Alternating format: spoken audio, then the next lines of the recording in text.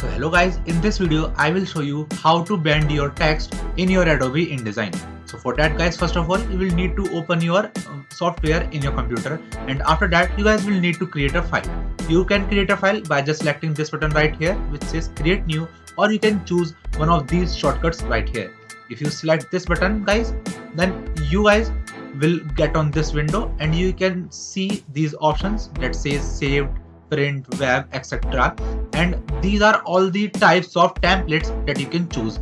And after choosing one of them, you guys just need to select this create button that is available into your bottom right corner.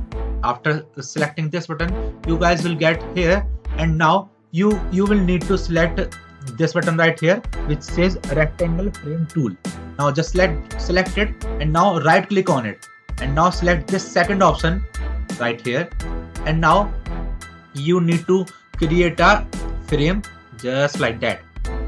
And now guys, you need to select this option right here which says type tool and right click on it, and then select its second option which says type on a path tool. If you zoom in guys, now you can see you have to put the cursor on it, on the path, and now you just need to type whatever you want. Welcome to new world, I am typing this. And just like that guys, you can also increase its size by first of all select all of these text by the shortcut of Ctrl+A, and now just increase the text size by 25 points. And now just like that guys, you can, and now select this arrow button and zoom out guys.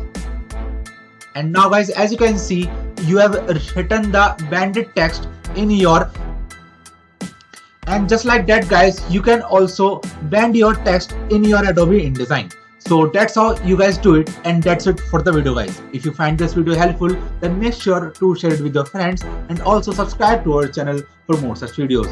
And thanks for watching.